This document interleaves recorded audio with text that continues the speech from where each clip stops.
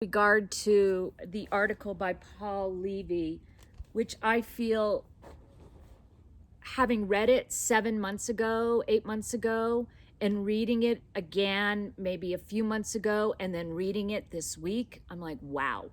And one of the reasons I say the word wow is I believe as a collective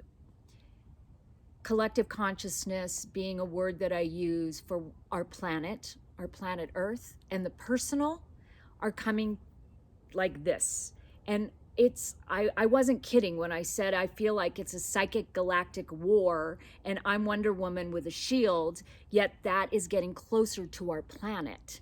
And within that, evil and good, without any words to describe it beyond that, is playing out in a biggest way where we're asked to not push our shadows aside, but to actually embrace them so we can transform and transmute them. And in many ways, that is exactly what Paul Levy talks about as being artists as healers of the world.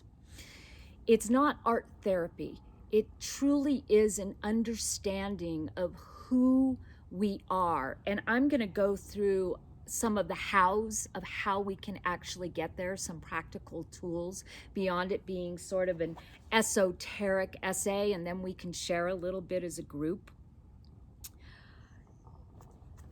It's as if we feel sometimes that the art world is separate or has what some people describe as art speak or art lingo or art language. And I'm here to tell you, as somebody who looks at trends, especially in art, if we want to call it a trend, and looks at the pulse of what's happening, and art speak and that art language no longer exist. What's beginning to happen is we are truly at a collective state in consciousness where we're being asked to be authentic. And any artwork that's being made, that's going to go into the future, that's even going to be shown, the more we can connect and understand where that's coming from, the more we are healing ourselves and transmuting it and actually helping to heal the planet, all work that we make. And so when I ask you all two things, one is, tell me what your gift is to the world.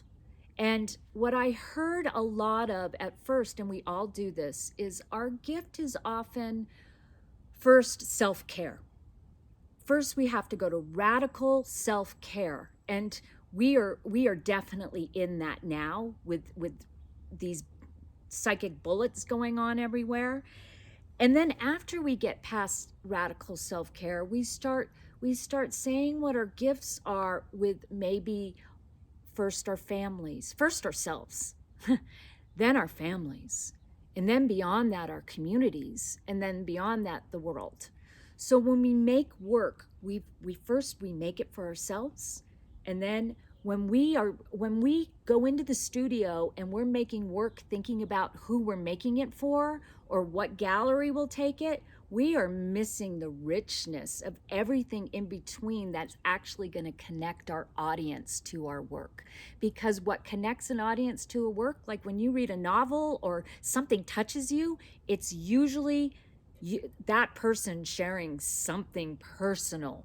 And I don't mean spilling your guts out, therapy kind of personal, but something that you're able to name, usually a shadow within yourself, and taking that shadow and bringing it out of the closet and working with it in your studio. Because when we marry two ideas, our shadow self and our conscious self, what we want to do is bring the shadow to consciousness, the unconscious to conscious.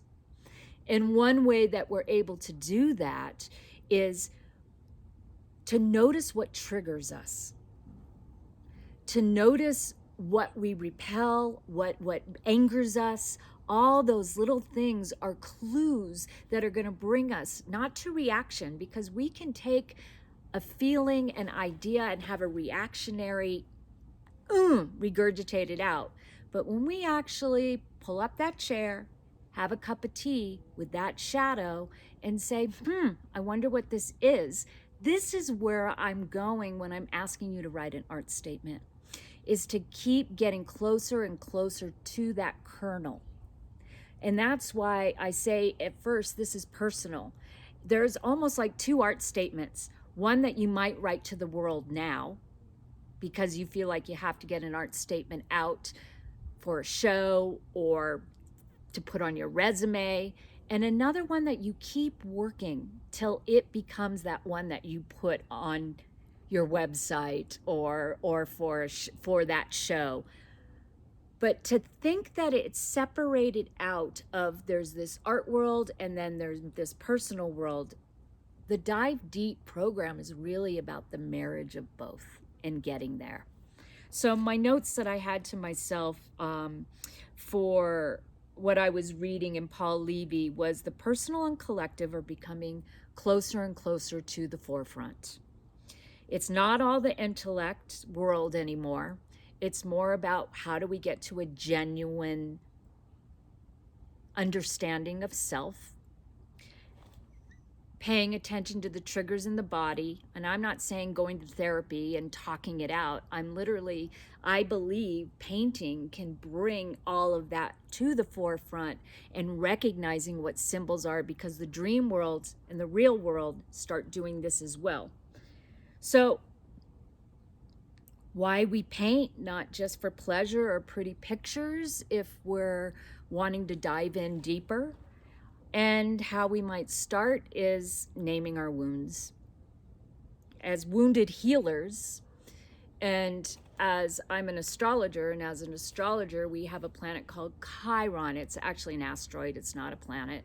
And Chiron is the wounded healer. And the story of that was Chiron is half man and half horse, and half God and half of this world.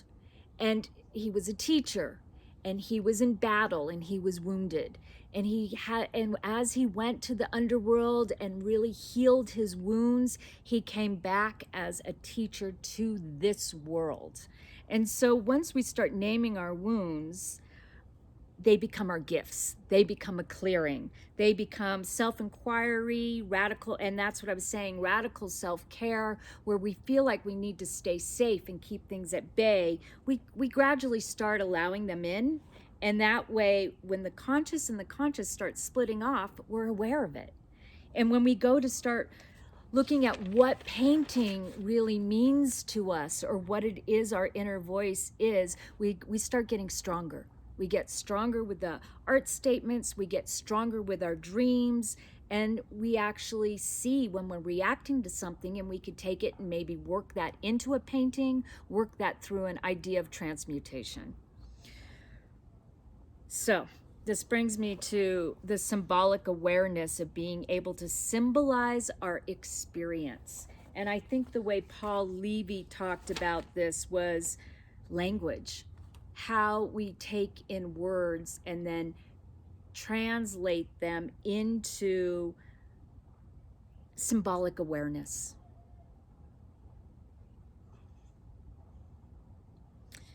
So the word that the feelings, interconnectedness, then begins to raise our vibration, and then we can feel as if because sometimes we often feel as human beings, what I say is not important. But when we're paying attention and we're accessing and we're writing down our feelings, like for instance, I say dreams are so important, and some people say, I don't dream. And I might say to that, when you wake up in the morning, we have that in-between wake state and dream state, just to write down 5 things of how it felt, like to connect to an emotion you might have experienced. For instance, I was bolted awake at 6:30 the other morning, and I couldn't remember what I dreamt, but I knew it was something very intense. So the one way I was able to connect to it was just to write down the feelings, and eventually that brought me right to the dream. And then I was able to work with that dream and actually go into the studio and make work around it. Okay. I believe right there, that was a mouthful. There were a few words that came up, like bringing the opposites together is to access and activate symbolic awareness. just like a dream is constantly speaking to us symbolically. So once we're able to symbolize, we're then able to bring it out into the outer world.